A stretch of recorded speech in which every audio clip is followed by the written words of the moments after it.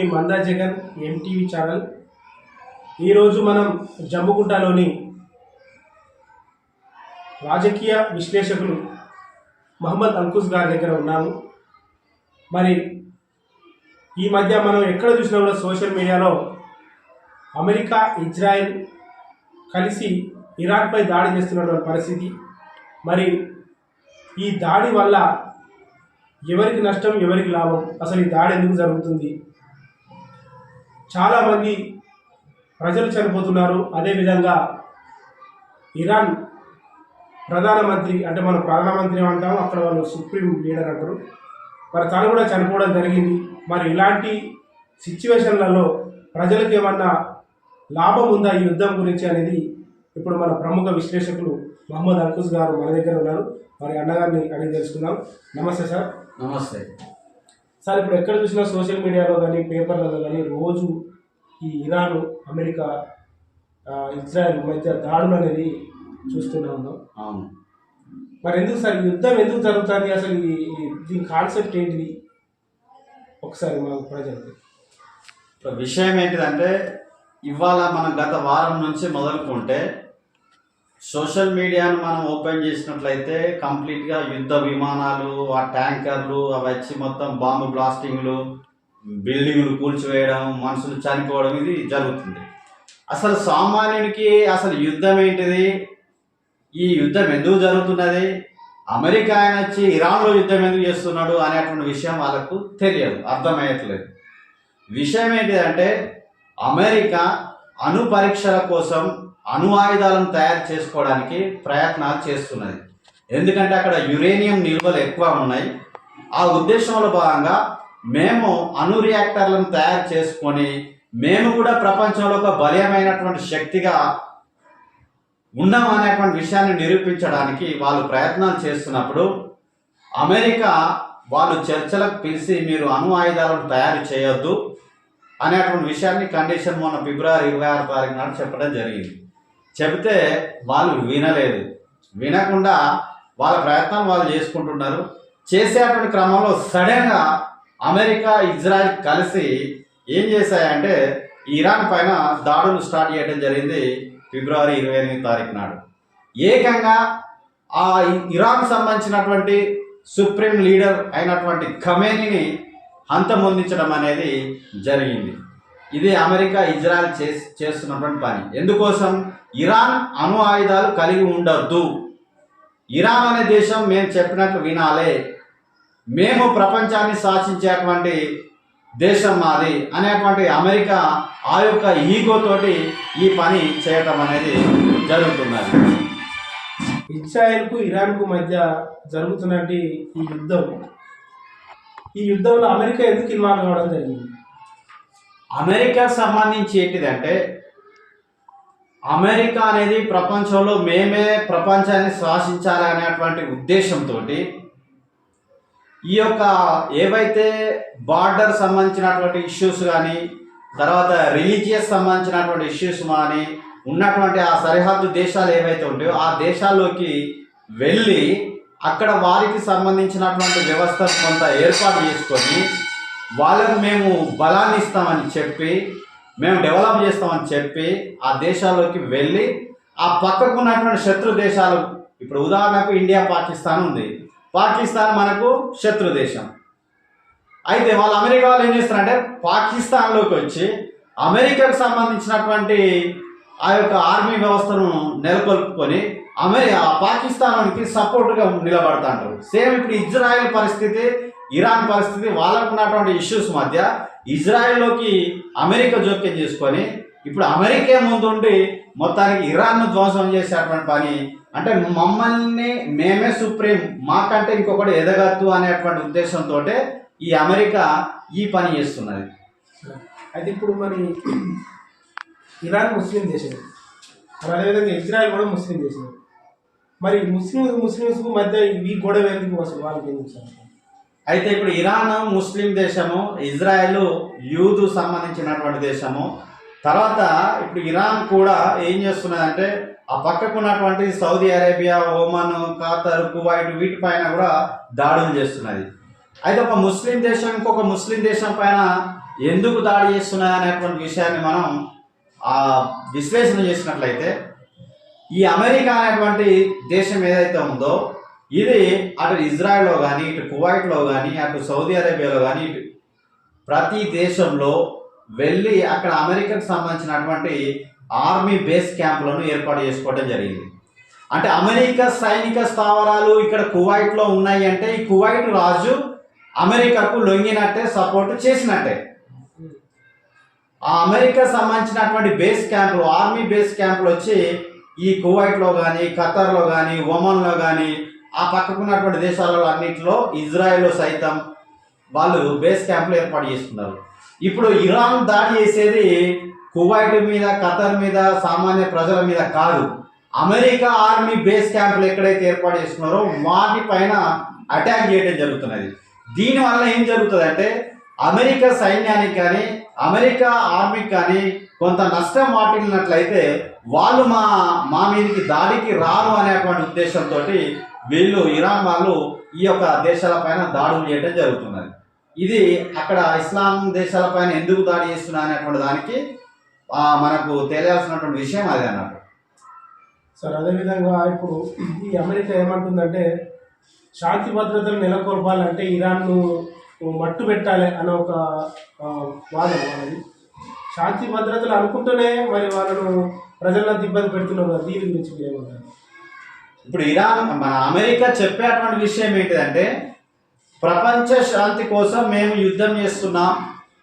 ఇరాన్లో ఏంటిది, అక్కడ ఉన్నటువంటి ప్రజలు నియంత పాలనలో ఉన్నారు కాబట్టి ఆ నియంత్రణను మేము చెరిమేసి వాళ్ళను ఒక ప్రజాస్వామ్యయుతంగా వాళ్ళను డెవలప్ చేస్తున్నటువంటి ఆలోచనతోటి మేము వస్తున్నాం అనేటువంటిది వీళ్ళు చెప్పుకునేటువంటి విషయం. కానీ పైకి అది చెప్పిన అంతర్గతంగా అది కాదు. మనకు గతంలో జరిగినటువంటి ఇరాక్ విషయం, ఇరాక్లో కూడా సద్దాం హుస్సేన్ సుప్రీం కమాండర్గా ఉన్నప్పుడు ఆ దేశం సరే, ప్రజలు అక్కడ కొంత నియంతృత్వ విధానాలతోటి ప్రజలు కొంత స్ట్రగుల్ అయినప్పటికీ దేశంలో మాత్రము ఎకానమికల్, ఆర్థిక పరమైనటువంటి స్టాండర్డ్ మాత్రం ఉండేది ఇరాక్. తర్వాత రీసెంట్గా ఆ లిబియా దేశంలో కూడా గడాఫీ అక్కడ అధ్యక్షులుగా ఉన్నప్పుడు ఆయన ఆధ్వర్యంలో అది మంచి ఆర్థిక స్వతంత్రాన్ని కలిగినటువంటి దేశంగా ఉండేది. ఈ అమెరికా ఎప్పుడైతే వీళ్ళు నియంతృత్వ విధానాలని అదని ఇదని చెప్పి ఆ దాడులు చేసి ఆ దేశ అధ్యక్షులను చంపి అక్కడ వీళ్ళ యొక్క బేస్ క్యాంపులను ఏర్పాటు చేసుకొని వీళ్ళు ఇంటర్నల్గా చేసే పని ఏంటిది అంటే అక్కడ ఉన్నటువంటి చమురు నిల్వలను వీళ్ళు దోచుకోవడం, చమురును ఆక్రమణ చేసుకోవడం, చమురు నిల్వల పైన వీళ్ళ యొక్క ఆధిపత్యాన్ని పెంచుకొని అక్కడ ఉన్నటువంటి సామాన్యులను గాలికి వదిలేస్తారు. ఇవాళ లిబియాలో ఒకప్పుడు ప్రతి ఇల్లు కోటేశ్వరుగా ఉన్నటువంటి గడాఫీ ఉన్నప్పుడు ప్రతి వ్యక్తి కోటేశ్వరుడు ఉన్నటువంటి లిబియా దేశంలో ఇవాళ కనీసం కరెంటు వసతి లేదు, తినడానికి తిండి లేనటువంటి పరిస్థితి. అంటే సామాన్యుడి యొక్క పరిస్థితులను గాలికి వదిలేసారు. వీళ్ళు వెయ్యిలో ఈ ఇరాక్, లిబియా వెళ్ళిళ్ళు. అక్కడ వెళ్ళిన తర్వాత అక్కడ ఉన్నటువంటి ఆ యొక్క చమురు నిల్వలను అమెరికా వాళ్ళు దోచుకొని కదా సామాన్యుని పక్కకు పడేసారు. సేమ్ అదే పరిస్థితి ఇరాన్లో కూడా ఈ ఖమేనీ ఆధ్వర్యంలో గత 39-40 సంవత్సరాల నుంచి స్ట్రిక్ట్గా ఎవరికి లొంగకుండా ఒక ఆర్థిక వ్యవస్థను సృష్టించుకొని అక్కడ ఉన్నటువంటి యురేనియం కానివ్వండి, గ్యాస్ నిల్వలు కానివ్వండి, తర్వాత క్రూడ్ ఆయిల్ నిల్వలు కానివ్వండి, అవి వాటితో వాళ్ళు వ్యాపారాలు చేసుకొని మంచి ఫైనాన్షియల్గా ఎదుగుతున్నటువంటి దేశము. అటువంటి దేశంలో ఈ యొక్క దాన్ని వీళ్ళు మాకెక్కడ పోటీగా ఎదుగుతారు అనేటువంటి ఉద్దేశంతో ఇవాళ ఇజ్రాయెల్తో కలిసి అమెరికా చేస్తున్నటువంటి ప్రయత్నం ఇది. కానీ ప్రపంచ శాంతి కోసమో ఇంకో దాని కొరకో ప్రజా శ్రేయస్సు కొరకో కాదు. ప్రజా శ్రేయస్సు కొరకు చేయాలి అంటే ఆల్రెడీ ఇరాక్లో ఈ సద్దాం హుస్సేన్ చంపిళ్ళు. అక్కడ ఇరాక్ ప్రజల యొక్క పరిస్థితి ఏందో రిపోర్ట్ తీసుకోండి. లిబియాలో గడాఫీని చంపిళ్ళు, అక్కడ రిపోర్ట్ తీసుకోండి ప్రజల పరిస్థితి ఏందనేది. ప్రజల పరిస్థితి వీళ్ళకి అవసరం లేదు. వీళ్ళకి కావాల్సింది ఫైనాన్షియల్ సంబంధించి మనకు ఆర్థిక వనరుల దోపిడీ లక్ష్యంగా వీళ్ళు పనిచేస్తున్నారు. అదేవిధంగా అన్ని దేశాలు అంటే దరిదాపులా ఒక 7-8 దేశాలు కలిసి యుద్ధం జరుగుతుంది. ఇప్పుడు ఈ 3 తర్వాత రానున్న రోజుల్లో ప్రపంచ యుద్ధం వచ్చే అవకాశం ఉంది కూడా అంటున్నారు. మరి దీని ప్రభావం మన దేశం మీద ఏమైనా పడే అవకాశం ఉందా? అయితే ఇప్పుడు ఇది ఇరాన్ అమెరికా ఇజ్రాయెల్ సంబంధించినటువంటి విషయము, అది ప్రపంచ యుద్ధంగా మారే అవకాశం ఏమైనా ఉందా అని మనం విశ్లేషించినప్పుడు ప్రపంచ యుద్ధంగా మారదు. ఎందుకు అంటే ఇరాన్కు సపోర్ట్గా చైనా ఉంది, అలాగే రష్యా ఉంది.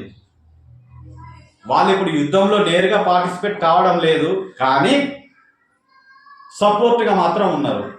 ఒకవేళ ఇరాన్ను పూర్తి స్థాయిలో ధ్వంసం చేసి అక్కడ ప్రజలకు ఇబ్బందులు కలిగించే పరిస్థితి ఏర్పడినప్పుడు రష్యా చైనా యుద్ధంలోకి దిగటం జరుగుతుంది.